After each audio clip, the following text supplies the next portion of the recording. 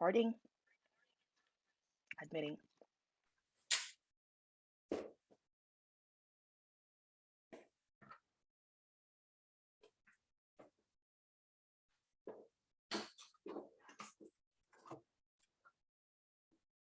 Hey, Matt, welcome. Hi, how are you? Good, good. Thanks for asking. Thanks for joining us today. We'll give everybody a couple minutes to get in. Sure.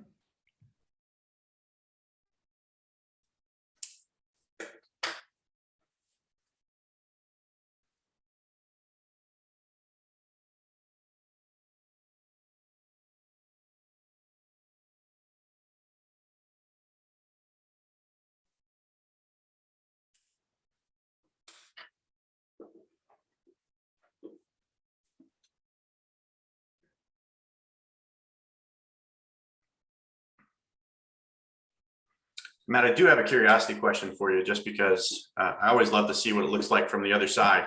When you registered on Eventbrite, did you get an email with the link to join the Zoom call?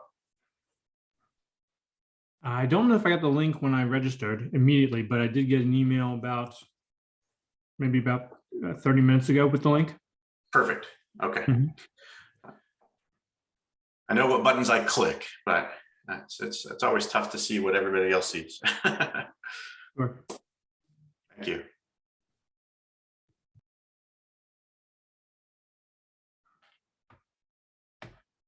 All right, so from a moving on standpoint and wanting to make sure that we get this moving, we're gonna get started.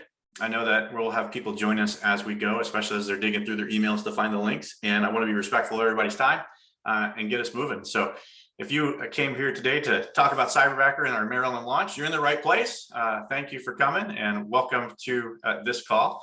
We're going to take an opportunity to introduce ourselves a little bit, and then this is going to be a pretty interactive webinar. I love to make sure that if you are taking your time to join us, that you're making sure that you're walking away with some value as well. And so whether you choose to move forward with a Cyberbacker after this meeting or just choose to go hire somebody on your own out there, hopefully this helps you to find your way and your path and determine what is best for you to get some leverage. So just to introduce myself, my name is Jeff Kuhn, and I am one of the franchise partners here at Cyberbacker, also the host for the call today. And so I'll be talking the most, though everybody else will be jumping as we go. This is our franchise phone number. Feel free to write it down. If you call that number, one of our team will answer the phone and answer any of the questions that you might have after our event. Our franchise email is also up there. It's maryland@cyberbacker.com. Now, we called ourselves Cyberbacker Maryland, and we also cover DC and Delaware. So if you're in any of those areas geographically, we're here for you. If you're not in one of those areas and you're here because you know us and we invited you and you're here for support, that's awesome. We can help you get connected with Cyberbacker evaluations from anywhere across the country. We're here to make sure that you're getting the leverage that you need in order to help grow your company. So a very little bit about me. I come from the world of pretty big brand retail and restaurant work. I've worked with Chuck E. Cheese, GameStop. I worked with Tesla and Vivint Smart Home, and working in all of those large companies, I realized that there were a lot of friends of mine that were starting small businesses that just weren't finding a way to be successful. They weren't learning what it was like to build large teams because they were playing with their own money. And a lot of times it was kind of scary to go spend their own money on building up large teams in order to get what they need for success. So I started a business coaching and training and consulting company. From there, I partnered that with Business Maps and The One Thing and became a certified One Thing coach. But the big thing I was really looking for was to help people hire the right people, train them the right way, and motivate them and help them to achieve their dreams. So it was a lot of fun for me when Jose reached out and said, "Hey, Jeff, I heard about this opportunity with Cyberbacker." I was like, "I know Cyberbacker. I've been working with a Cyberbacker." He's like, "It's a franchise opportunity locally in the area." And I was like, "Well, dude, tell me more." And in fact, it was a very short conversation. Jose could admit, he's like, "Let's have breakfast." I'm pretty sure Jose thought it was going to be multiple breakfasts to convince me, but I was in from like minute 5, I think. Is that right, Jose? No, I was expecting only one because I didn't have enough money to get you so many breakfasts. So I didn't even want to go lunch or happy hour after that. I go big breakfast, that lobster Benedict, right? You know, so we have a lot of fun, but so it was very easy for me to choose to jump in. So I want to introduce you to the team, Jose being another one of our franchise partners. Jose, tell us what it is that brought you here, a little bit about yourself, and why Cyberbacker. Sure. A little bit about myself. Jose Rivas, a real estate agent. I've been in the real estate business for 17 years. Before that, I was a school teacher.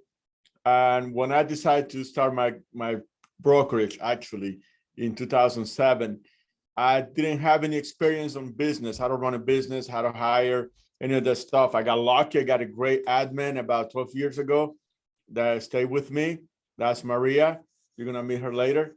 But meanwhile, I had a lot of admins, a lot of staff coming in and out, because I didn't have the right training for that stuff until I finally got into the right training and hired good people. And before that, though, I hired a virtual assistant one time because somebody told me that's the way to go. Things didn't work out. Being transparent here. And about 3 years ago, I hired my first cyberbacker. I was reluctant about it because I had a bad experience with the previous company before, previous virtual assistant. And it changed my life completely. The lady that is my cyberbacker, her name is 𝗙𝗲𝗃. She's awesome. We've been working together for 3 years and changed my life, make my world easier, make my life easier. And when the opportunity came from Cyberbacker, say, yeah, we're going to franchise, you want a territory, you'd be interested. And I'm like, I'm all 100% in, because not the money, but for two reasons specifically. Number one, because it makes your life easier as a business owner to have somebody who can help you stay organized and with all the tasks that you can, so you can focus on the tasks that matters for you and for your personal life as well. But also because helping them will help a lot of people in the Philippines to have a better life too. So those are the two reasons that I decided to join this venture with Cyberbackers and Jeff and Maria and bring it to you guys. Because I say it helped me a lot, so much that I don't want to be selfish. I don't want to keep it to myself. I want to share with you guys as well, so you can take advantage of their services. Love that. Thanks for sharing, Jose. So you mentioned Maria. Maria's been a part of your team for a long time and obviously joined us in this journey. So Maria, take it away. Hi, everybody. My name is Maria. Where are you going? I have been with Jose for over 12 years. I'm actually the director of operations, transitioning over to being a buyer's agent on Jose's team. I was honored to be able to hire our first virtual assistant for the team back in 2019. Like Jose mentioned, her name was 𝗙𝗲𝗃, and she definitely has changed the agent's life and my life a lot of time back. I partner with both Jeff and Jose just to help people. I believe the quality of life is providing great leverage. So I'm excited, and I was able to hire 𝗙𝗲. She's our growth backer, and take it away, 𝗙𝗲. All right, thanks, Maria. Where Gary Keller says you can't do everything at once. So leverage is the best way to be successful in business. Don't you agree? So hello, everyone. I'm 𝗙𝗲, and I'm one of the growth backers here at Cyberbacker. So what I love Cyberbacker is that it really helps me to have a lot of opportunities for my career growth. And it's pretty convenient working from home. So as you know, I live in the Philippines, but we're still connected as a team, thanks to the technology, right? So basically, my main objective is to help my clients evaluate their business to determine the things that will really help them achieve their business goal. So that's really my one thing. So I hope I can meet you soon. Thank you. Take it away, Irene. Okay, thank you so much for that, 𝗙𝗲. So hi, everyone. My name is Irene. I'm from the Philippines. I started as a career apprentice here in Cyberbacker. After a few months, I got promoted as a career backer. Our one thing as career backers is to find the right cyberbacker for our clients. There's so many amazing things about working for the company. The main thing that I love here is, I spend a lot of time with my family, especially with my two kids, and I really enjoy working with everyone. And indeed, they treat everyone like a family. Everyone, treats each other like a family and not just a colleague. We help each other in every means we can. So, the next one will be Laika. Laika, take it away. Hi everyone, my name is Laika and I am from Philippines as well. And I haven't had much experience about working virtual, but thanks to Cyberbacker, they accepted me wholeheartedly and they are very willing to teach me for everything from zero to hero. And I am here because I have heard that that the career growth in Cyberbacker is very fast because we are growing a family here. And that I have also heard from my friends as well and from TikTok that Cyberbacker offers employment. I mean, Cyberbacker really helps people, helps even without experience, and I'm sorry. Yeah, that's it for now. I'm sorry, I'm so nervous. Well, thank you for that. I think it's fun. I actually had somebody from Cyberbacker yesterday start following me on TikTok. So now I think I have 3 followers. So yay! Yeah.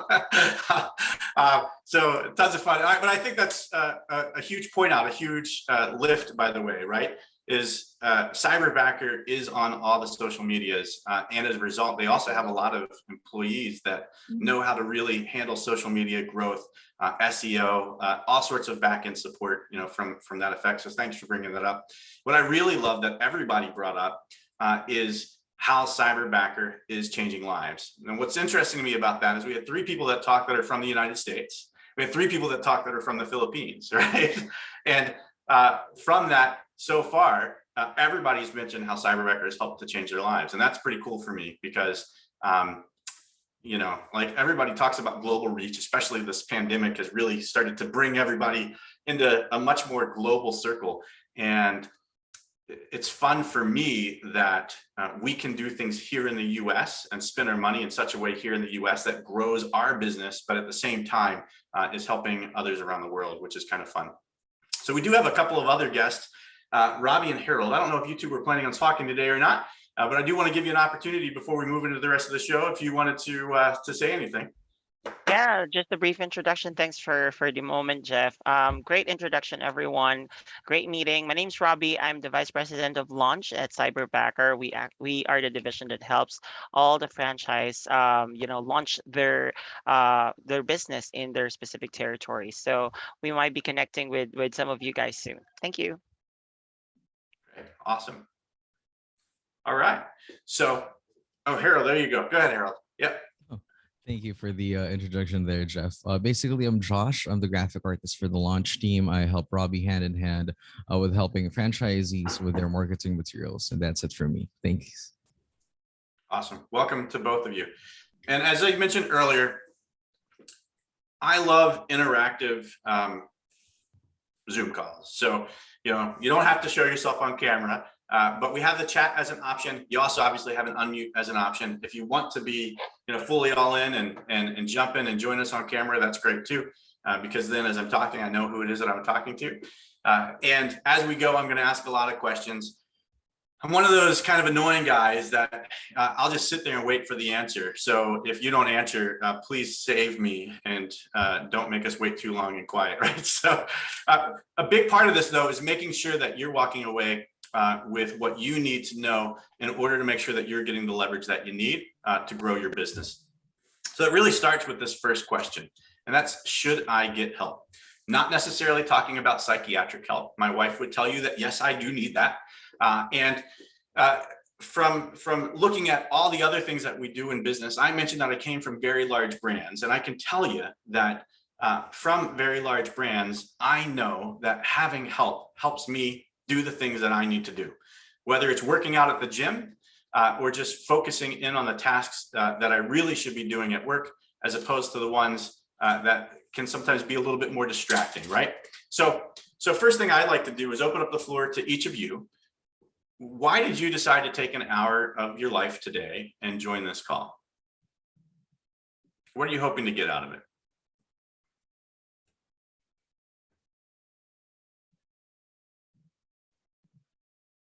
I was looking to find out what services Cyberbacker offers and what they can do.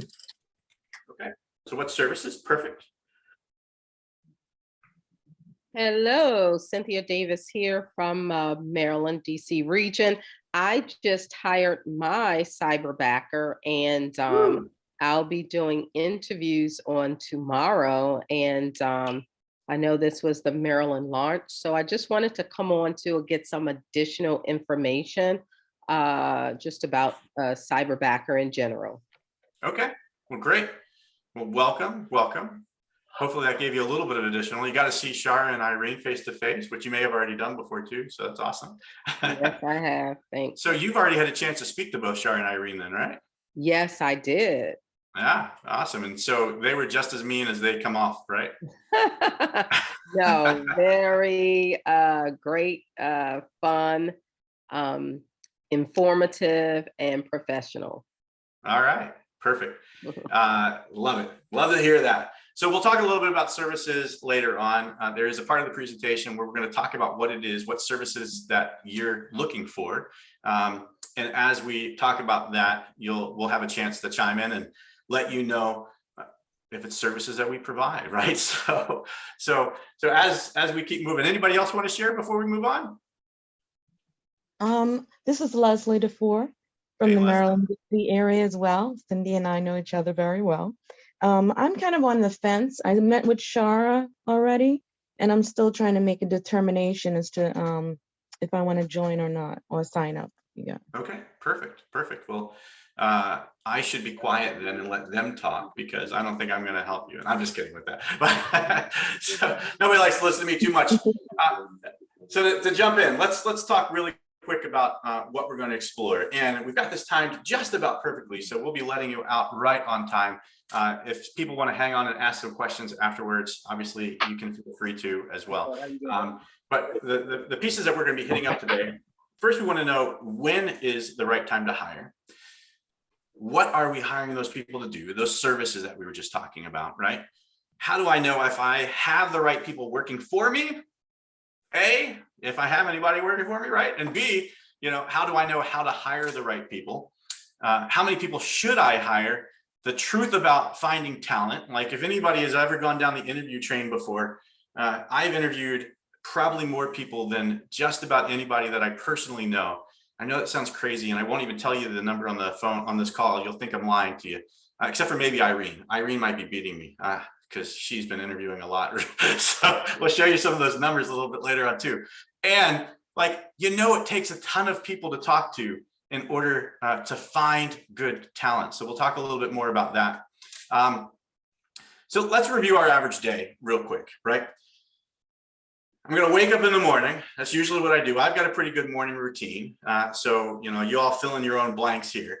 But I wake up in the morning, I jump downstairs, I do some exercise, run back upstairs, shower, come back downstairs, hug my high schoolers goodbye before they get off to school, read a book for about half an hour before I send my middle schooler off to school, and help make her lunch and hang out with her. And then I start my work day. If I'm lucky, I get a lunch in, so to speak. And then I finish my work day, enjoy some free time, go to sleep, and repeat. Anybody else feel like that sounds about like what their day looks like? Okay, so, and you can always click the little raising hand icon too, or, the virtual emojis to help us out. So my big question for you is, let's look into the future, 25, 30 years from now. How will you know that the day that you're living out each day is not just repeating 25 to 30 years, that you're actually doing something each day that is allowing you to move forward, grow yourself personally, and grow your business in a way that 25, 30 years from now, you look back and you can see that some amazing things have happened. So the first thing I want you to do to help try to figure that out is, instead of looking 25 to 30 years in advance, let's take a leap forward 5 years in advance. So this is where you grab your pen, or again, into the chat, write down what you would like your business to look like. That's right. I love that. I actually I almost put a groundhog on that slide, Jose.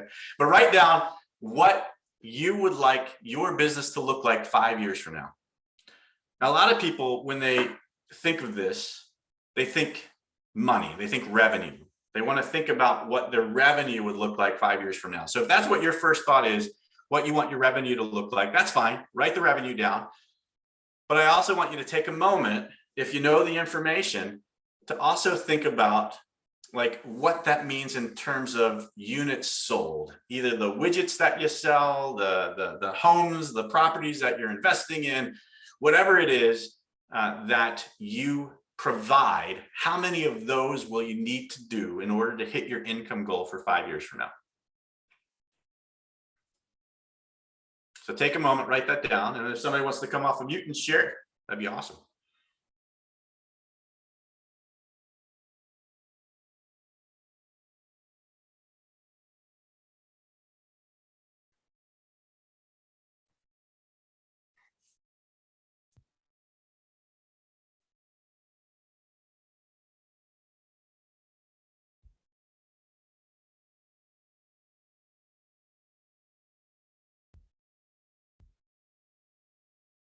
I hide my phone during these calls, but this is usually when I play the Jeopardy music. And go. All right, well, I'm calling somebody I haven't heard of yet. Hopefully you're in a good place to hear. Mike, how much money or revenue or units would you like your business to achieve 5 years from now?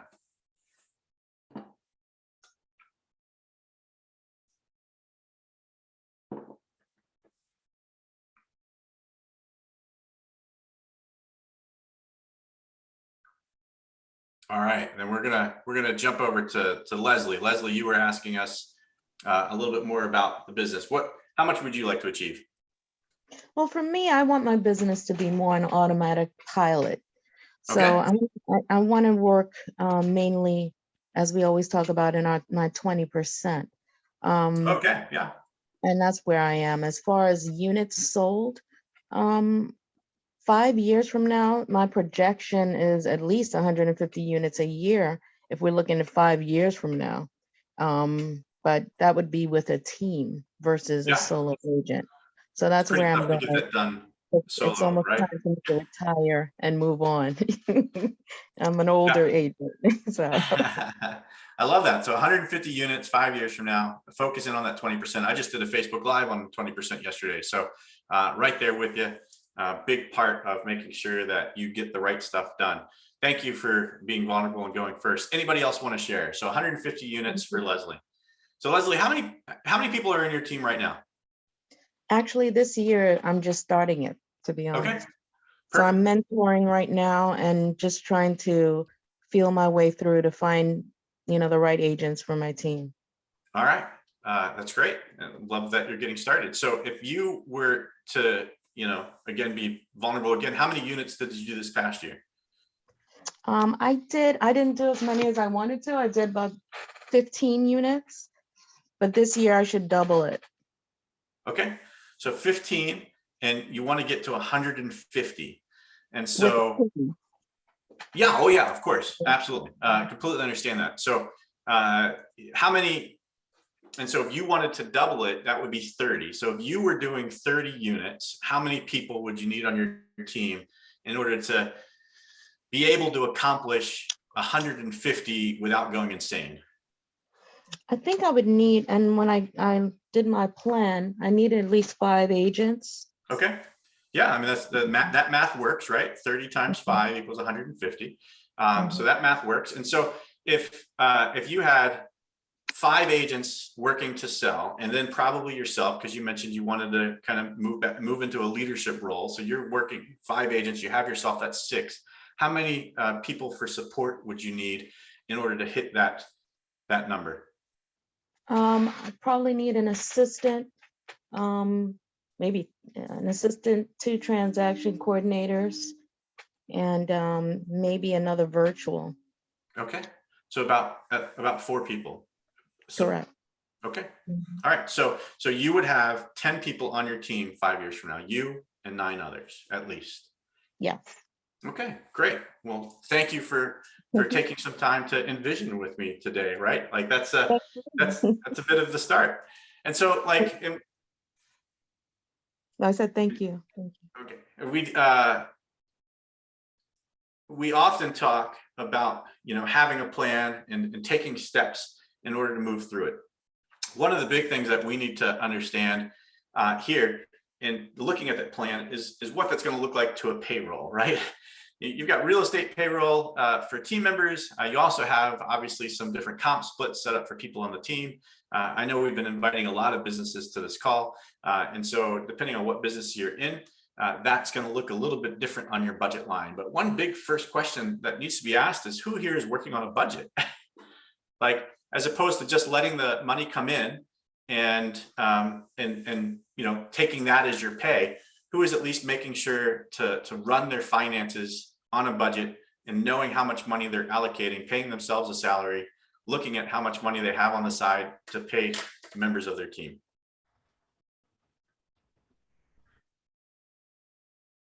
Great, thanks, Matt. And so what we're finding is that most small businesses are spending more of that money in order to pay those salaries, right? So a large business, a percentage of the salaries ends up being a lower amount of income that they have coming in. Smaller businesses are spending more. I know when I was running restaurants that were doing about $3 million in volume with commissions, we were really pushing to keep our salaries below 30%. And our hourly rate for all the people running around in the store, we would try to keep it at about 15. And it was about the same in most retail stores. We were looking between that 15 and 25% range. And so that is a big consideration when you're talking about making that money and looking at what it is that we need to be setting aside in order to pay for people. Payroll costs a lot of money, right? What we also found is that the more aggressively you invest into your payroll, the faster you grow. We're gonna do a little exercise here to talk about that, right?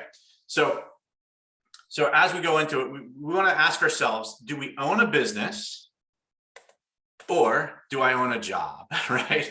Many of you have heard that before. It's cash flow quadrant, right? Are you an employee? Are you self-employed? Are you an entrepreneur, or are you a business owner? As we go through, and it's an important question. Who is it that's doing the work? Are you doing everything, or do you have a team of people that are doing the work with you? And again, worked for pretty major brands. When I was working for Tesla Solar City here in Maryland, when I started working with in Maryland, we had 15 people in Maryland. Within 3 years, we had 150 people running markets in Maryland. I had expanded into running 4 states, and I had a team of over 1,000 salespeople and lead setters working for me across 4 states. Now, what's crazy about that is I had a chance to play with Elon Musk's money, right? But the volume of sales that increased because we were aggressively hiring top talent just kind of blew my mind. It still blows my mind a little bit when I go back and look at the money that was pumping through. And we never would have been able to do that if it was just the team of 15, right? If we had kept at that team of 15, we never would have hit those numbers anywhere. And I think that's common sense for most of us. So good question to ask yourself is what? Somebody read that bottom section for me. Can I read, Jeff? Yeah. All right, so it says here, when a business owner is doing a task that they can afford to hire someone else to do, or it is not the highest and best use of their time, they are making a poor investment in their business. So Shara, I first learned this lesson about 10 years ago. I mean, I've worked with a lot of companies, but I learned it personally about 10 years ago. And guess what I was doing when I learned this lesson? I was sitting on a John Deere, mowing my lawn, headset in, listening to an Audible. I don't remember what I was drinking, but I was chilling in the sun, sunglasses on. I'm looking at this lawn that takes me about 2.5 hours of work to do. And I'm like sitting there, I'm doing the math in my head. And I was like, it cost me $45 to pay somebody to come out and do this. Not only do they bring a team of people to do it, but they get it done in about 45 minutes, and they do it better than I do. And I just spent almost 3 hours doing lawn work, which means that my rate of pay is about $15 an hour. And I was making more than that, a lot more than that, right? And so I looked at that, I'm like, is this what I should be doing? I could be sitting on the couch, hanging out with my kids, going to some more ball games, doing whatever else, but I'm mowing the lawn. It was the last time I've ever mowed the lawn in my life, by the way, right? Like now my teenagers do it in high school, and that's the cheapest labor I can find. But yeah, for a while I was paying lawn service. And so that's a big question for everybody here. What is it costing me not to hire? So just shout these out or throw them into the chat. How much do you think it costs to pay a janitor at a hospital?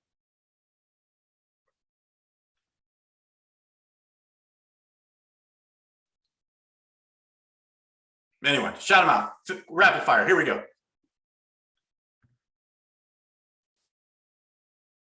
Did I hear it? Somebody say something? 40K a year. Yeah, 40K, 32, 45. I see him going into the chat now. Now, how about a receptionist? I'm going to write these down, by the way. We're going to take the middle one there. So 42, receptionist. Somebody just wrote down 30 for receptionist. I think receptionist might make a little bit more, but we'll go with it. How about the person who does the billing and the insurance for hospitals? Keep going. Play with me here. 35, 40. All right. How much does it cost a nurse? How much are we paying a nurse? All right. Love it. We'll say, how about the surgical assistant? We know where this is going. How much does the anesthesiologist make? I'm guessing over, yeah, well over 100, right? 200, somebody put in there. Brain surgeon. How much does a brain surgeon make? Yeah, love that, Maria. About 400. I was a little shocked when the brain surgeon told me that when my brain was cut open. No, I'm just kidding. That's not actually true at all. How much does the person who owns the hospital make? About $1 million. All right. So here's the question for you. Now, out of all of those, now obviously the anesthesiologist is doing a task, the nurse are doing the task, all those other things are doing the task, but we all basically said that the task that makes the most, other than owning, because we talked about being a business owner, the task that makes the most, the one that's really bringing the hospital in the income, well, they do facility charges and everything else, but it's the brain surgeon, right? Like people are going there for the surgery and the other people are kind of filling in the services surrounding that. So if I was a brain surgeon, how many hours a week do you think I'm doing brain surgery?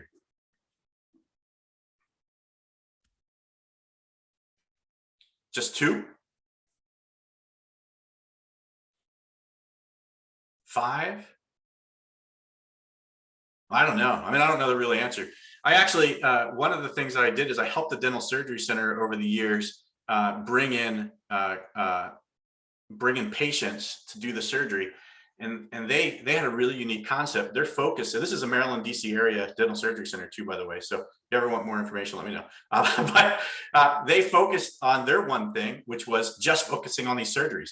So if we could skip all the rigmarole of the hospital and just focus on these dental surgeries and do those all day long, they would start at 6 a.m. and go until about 4 p.m. and they could get, some of these pretty major surgeries done a lot faster. Brain surgery is even more major, but let's pretend that the brain surgeon was working in a similar capacity. I'd say at most they get 2 done a day, right? And if they're taking good rest and making sure that they're doing all the other stuff to have the opportunity to be focused, I like that, Cynthia, it's probably 20 hours, right? And so if I'm working about 20 hours doing about 2 surgeries a day, that's 5, that's 10 a week. And I don't know what they charge for brain surgery these days, but if, I'm going to guess if the surgeon's making 400, they're probably charging close to that for a really good brain surgery. The insurance is paying a lot of it. So we're probably talking about $4 million in revenue made by a brain surgeon in a week at a hospital. Does that make sense? Right? All right. Okay. So question for you comes down to, if the brain surgeon was doing all of that other work, do you think he'd still be worth all of their salaries totaled together?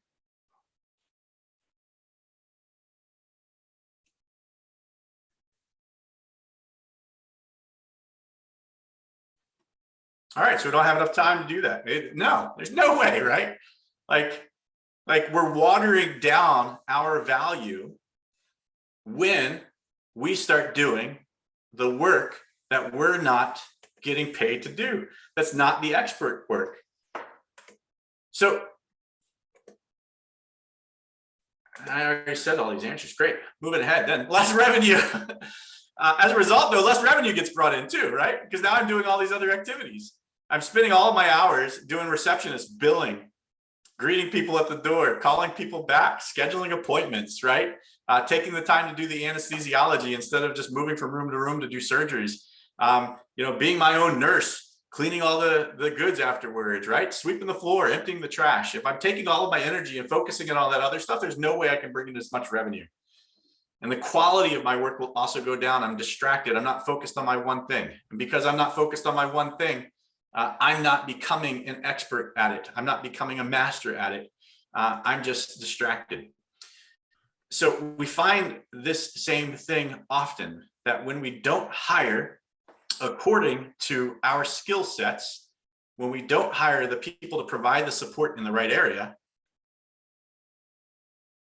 we can never scale to our full potential. And that's true, Leslie, right? Like, you never open a hospital before you've got all those hires made. I mentioned working for 𝗙𝗍𝗃. My job at 𝗙𝗍𝗃 was to go up and down the East Coast, opening up new locations for them for almost a decade. And even at 𝗙𝗍𝗃 of all places, you had 100 people working for you before you unlocked the front doors, right? So I'm sure hospitals are quite a bit more intense than that. So let's take some time for discussion. If you were to look, and again, write these down, throw them into the chat if you want to. Some people will come out and share. I'll call on some people. If you were to write down your budget for talent, what areas of your business are you not the right person for doing the job? I'll go first. I'm horrible at task follow-up. I love initial meetings, right? I love consultations and appointments. I love doing the work of a coach and a trainer. You can tell I'm here being a goofball. I love those things. And the 1,000 people that I've connected with about coaching and training that aren't on my calendar this week, I wasn't great at doing that. So that was where my first Cyberbacker came into play, right?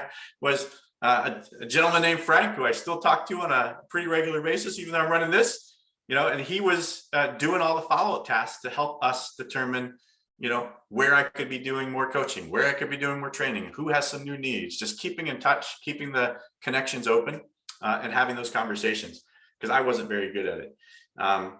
It just hurt my brain to think about all the people I needed to follow up on. So what about you? What tasks should you not be doing? Somebody mentioned services earlier. So this is a good opportunity to throw some of those out and let us know what it is that you're looking for and if we can handle it.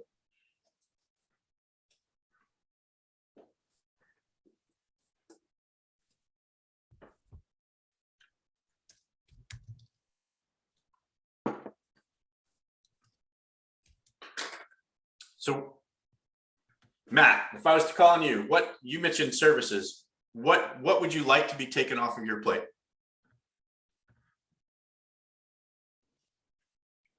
Social media would be nice. Marketing would be helpful. Database management.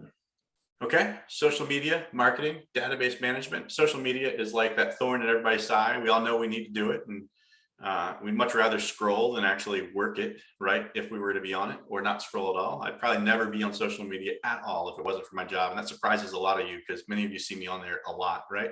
So, so absolutely, love that. That's perfect. Thanks, Matt. Who else? So we got social media, data management. Like, I know Shara runs my CRM for me, right? So that's a huge plus for me. I mentioned all the tasks that I don't like to do. So she gets out there and does that. Shara sent you all that follow-up email this morning that gave everybody the links. As while I was working up the nerve to be on this call today. Yeah, I was like, Shara, please do this for me. I can't have the distraction. And she said, okay. And she got it, right? So absolutely, different things that happen in order for me to not do it. Now, the big question for you, and again, write this down. Please make sure you're taking the time to write this down. If you could think about having all of those tasks taken off of your plate and how much more you would be able to do, similar to the brain surgeon, if somebody else was doing the job for you, or even the owner, and having the paying a brain surgeon to do the job for you, right? How much more could you enjoy your quality of life, A, and also again, B, be able to focus on the things that you need to do in order to raise your business. So write down how much it's costing you to not hire a team.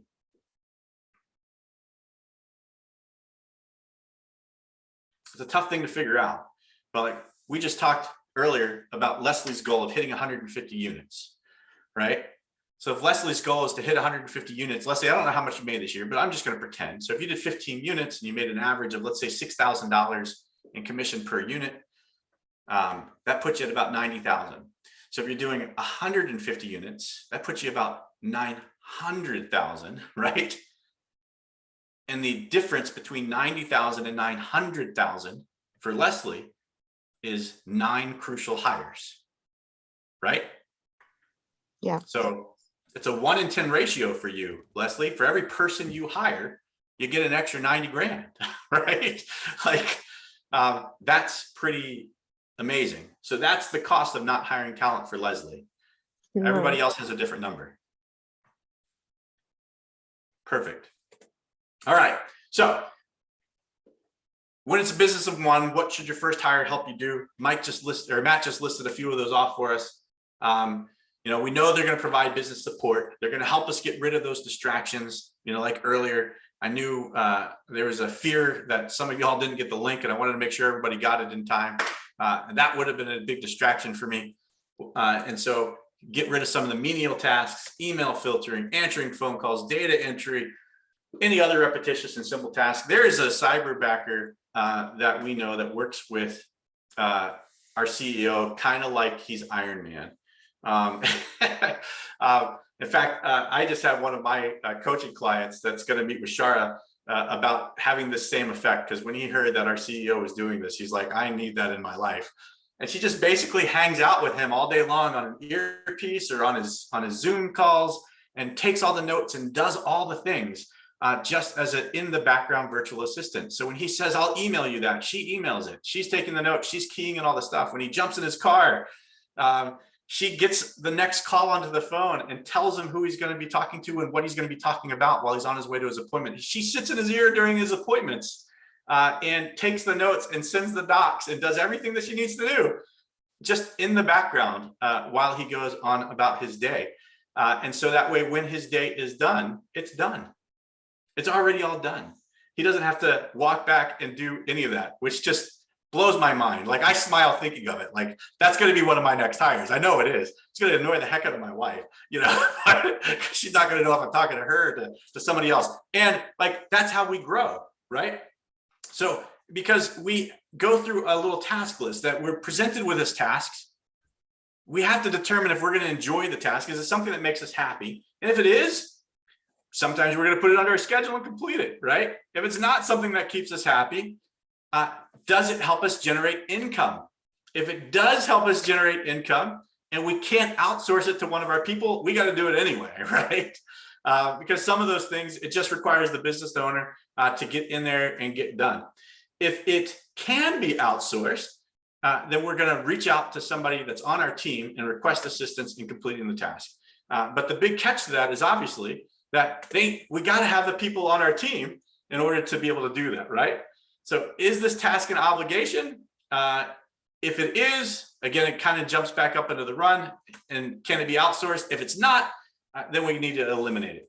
So question for you is, when you're looking at your calendar and you're looking at the things that you need done, again, what you should be doing is making a list of all the tasks that you want done, that can be done and can be outsourced, and make a list of the tasks that you need to do.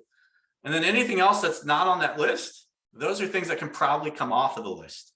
When I first met Maria and Jose, I had a team member that was working with me, that her week was so full. And we gave her some other things to do and she started crying. And I was like, whoa, what's going on? Like, you know, what's this about? And she started telling about all the things that she had left to do on her plate. And we started digging through some of the lists to try to make some time on her calendar so that way she could still have a quality of life the rest of the week. And we identified one thing that she'd been doing for weeks and weeks and months. that took over 4 hours of her time every single week. And I was like, well, skip that this week. She's like, really? I'm like, yeah, skip it. Let's see what happens. And when she skipped it and nobody noticed that she hadn't done it. and a little bit farther down the road, like she still hadn't ever done it. And like a month, 2 months went by and nobody ever noticed that we weren't doing this task that was taking her 4 to 5 hours a week to do. Literally no one in the company ever noticed it was missing. They're still there, I'm not, and I've never seen it since. So I'm guessing still nobody's ever noticed it was missing. What other tasks are on your plate that can happen to? How can you focus on your efficiency? So having the right people, we mentioned that we were going to go into this. Just because you had the right person doesn't mean you still have the right person, right? People change and roles change over time. We're going to keep this one pretty short because I want to make sure we get everything in. And you know, quick example here is sometimes the person that you bring on to help grow your team from 15 transactions to 30 transactions isn't going to be the person that grows your team from 30 transactions to 150 transactions, right? And so knowing that, you want to be able to have a quick pivot opportunity in order to have backup talent available and continue to grow, add on new people, make sure the people that you have working for you aren't super stressed out. If they're amazing talent, they might move into another position. But quick question for you all on the call, like how do you define talent?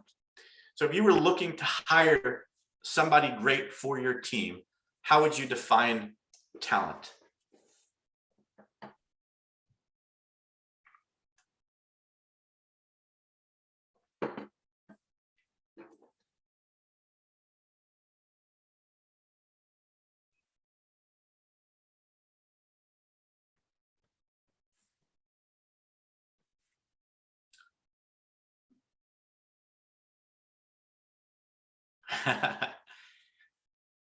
Shara wants to hear your voice, Cindy.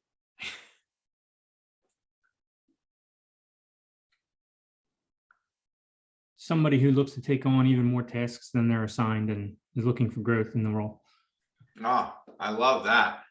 I had a really long thing on here at one point. If we had more time to share, it was a job description that was basically, and I'm happy to send it to you if you guys put in the chat that you want to see it, but it was a job description of looking for talent. It just sounded crazy. Like it was a real crazy sounding job description, but at the same time, it's literally what every one of us is looking for. And Matt, you nailed part of the end of that, right? Like, who do you know that, you know, still believes that they can accomplish the dreams they had when they were a child, right? Who's still going out there and pushing hard to become, you know, a pro golfer, you know, on their off time and a millionaire on their on time, you know? So really long description to jump through it, but I love that. That's a great definition of talent. Somebody is always pushing hard in order to keep achieving and to do the off things. And that was always one of the hard things that I had when I was looking for talent, right? I would hire people and then I would lose them because they didn't end up being talent, or I found that they were, especially people that were working in a tertiary type market situation that weren't always in the office. I didn't know what they were doing when I couldn't see them, right? And that always bothered me. And then I realized that a lot of times we really should be just judging them on the results, right? Like, it doesn't matter to me if it takes them 1 phone call or 200 phone calls to get the deal done. I just want to see that the deal is done. And so, you know, we really started manipulating things to focus on results over the years. And still what I found is sometimes it's like finding Waldo, right? Like, I know what I'm looking for. I know what Waldo looks like, but there's a few hundred different people that are out there that I got to sort through in order to try to find Waldo. He's not always easy to find, even though I know what it is that I'm looking for. You know, we wouldn't hire a painter in order to, you know, an artist in order to paint the indoors of our house, right? And we're not going to hire a contract painter to paint a beautiful mural at a museum, right? Like, they're 2 different roles. So even though I need one done, I'm not sure if the skill sets are going to match until I get in there and have those conversations. So if you're looking for the right people, how will you know that you found them? And if you already have people, how do you know if they're the right people? Question to ask yourself, right? As we dig in and dig through. We went into this. So now that we found the right people, how many people should you hire? Now that really depends on our business plan again, right? We went over this very quickly with Leslie in the beginning. Great business plan has two simple pieces to it. It's what's your goal? What's your plan to achieve it? So did you write down your goal? Did you write down your priorities? Did you write down your strategies? As we dig into those strategies and we're working to achieve, we need to know whether or not we have the right people hired this year in order to achieve the goals that we've set, right? Now, again, right people on the team and enough people on the team in order to hit the goals. We actually just had a conversation, Jose and Maria and I, about this last week, right? Like we've got goals that we've set for ourselves. Do we have enough people on our team to hit those goals? Not just in Cyberbacker, but also in our own individual companies. Question to ask yourself, right? Sometimes the goal isn't too lofty. It's just we haven't built a team surrounding it in order to make sure that we hit it. So let's jump in.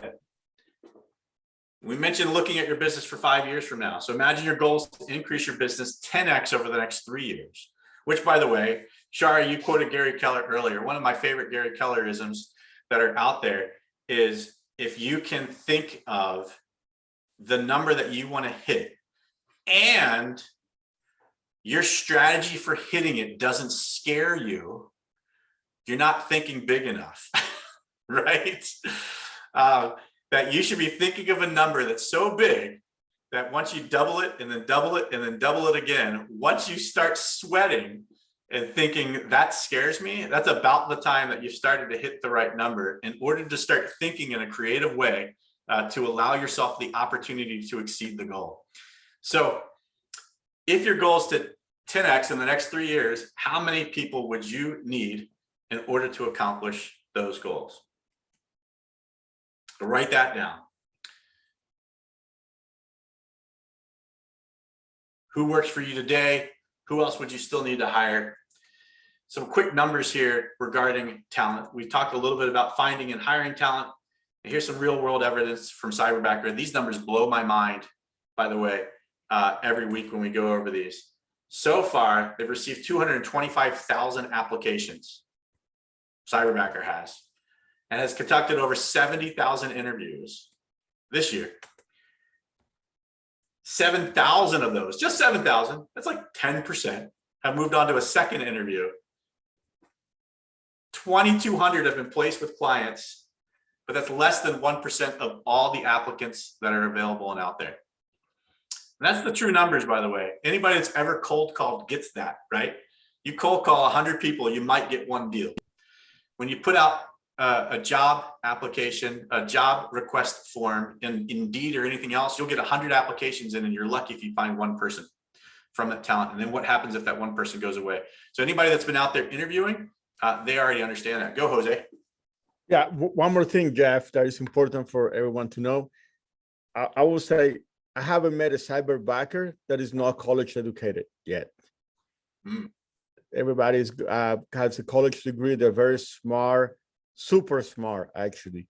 And that's one of the things that sometimes we think, okay, virtual assistant, they're, low education or whatnot, maybe, but they're not. Absolutely not. Yeah, that's a good point. And we've all hired people that didn't graduate college here for sure, right? So real quick question. This is our last exercise for us, and then we'll get into some questions here. So virtual talent versus in-office talent. Just some questions to think about. So does the position require a physical presence? Does it require a license or a certification? If it does require a physical presence, that might include a couple of simple tasks, right? Like Shara has yet to go to Starbucks and get me a coffee. I don't know what I'm going to do about that, right? When I need a file from my file cabinet, I have to walk over and get it myself, right? Something printed from the printer, I got to do it. And she hasn't yet gone out to dinner with me or joined me for happy hour, but one day it's going to happen. So that being said, like if you're looking for your team to, everybody on your team to join you for happy hour, like that might not happen. License and certification, a lot of states require that to be in state right? So somebody from across the world isn't able to get certified in your state. And so to that degree, some of those things might not be in-office talent. Or so some advantages though, we can hire from all over the world, giving us access to more candidates, hire at a lower cost due to different cost of living. It saves me office space, right? Like, you know, I don't have to find a cubicle for 𝗙𝗲 and Irene and 𝗙ecie to sit in, or get a larger office to be there. We don't have coffee pot issues at work, right? Oh man, I was a leader of an office at one point in time, and there was a guy there that kept clogging the toilet. And speaking of coffee pot issues, right? Like, and it was just one of those gross things I hated to have anybody else on my team do, but it needed to be done before the janitor showed up that night, right? So I'm running a multi-million-dollar like company and plunging toilets, right? Like, fixing the coffee pot when the grinds got clogged up, or the water got messed up, all the little different distractions, right? Some things can't be done virtually, but a lot of things work better virtually. I sent out an email today. Hopefully many of you were on that list. And if not, again, let us know and we can send you this testimonial. But there's a gal, Mindy, that I know from California, who hired a cyberbacker. And about 3 months into having a cyberbacker, she wanted to take a vacation. It was the first vacation she's taken in years. And she asked her cyberbacker to do some tasks while she was on vacation. And she thought she was giving the cyberbacker 40 hours worth of work. And after the first day, the cyberbacker reached out and said it was all done already. Right? Like within like 6 hours, And again, it's because Mindy would have been super distracted to do the work. She knows how long it takes her because she's got all the other things on her plate that she's juggling between and jumping back and forth between and getting distracted by. And the cyberbacker being focused and being the right talent for the work that she was looking for, got it done within 1 day, which is pretty crazy. So that being said, let's talk a little bit here about some ahas. First off, I'm going to show this again in a moment, but we had some questions come up earlier, and I know you've got some questions now, but what did you learn? What can you take away and implement in your own businesses? Again, cyberbacker or no cyberbacker, and what can we do to help you follow through? It's a big question for me, and then I'll show that scan in a second. So take a screenshot of that and we'll jump into some discussions. Meanwhile, if you scan this, you'll schedule your business evaluation, and that's, again, the information to get in touch with us. So let's talk, though. I want to make sure that everybody got what they came here for, and if not, let's have a chance to talk about it while we've got the team on the call.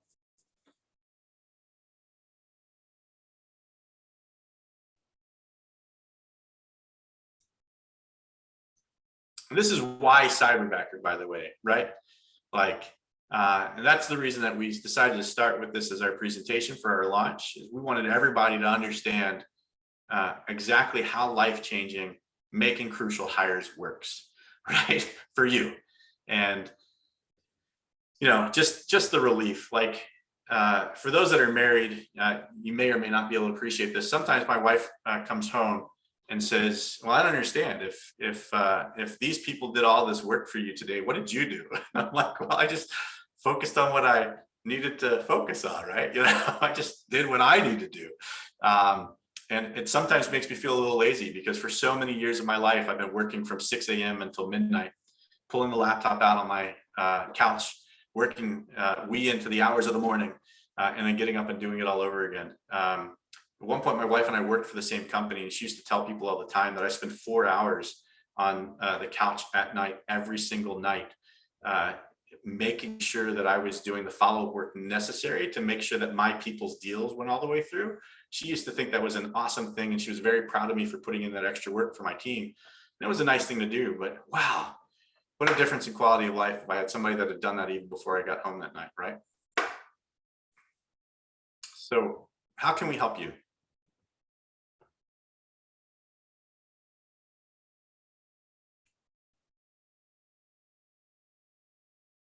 All right. Well, if nobody has anything else they want to share, we'll take it off the share screen here. And thank you all for coming. Anybody else have any final words to say? Anybody else from the team?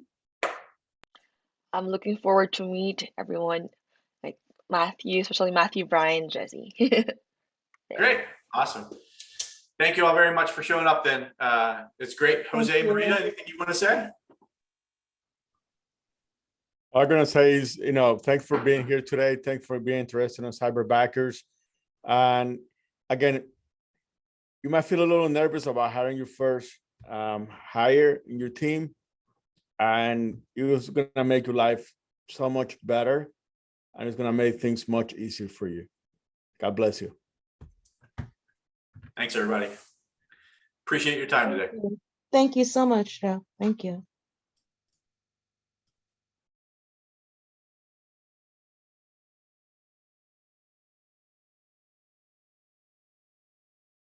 See you guys. Thank you so much. Thanks. Bye.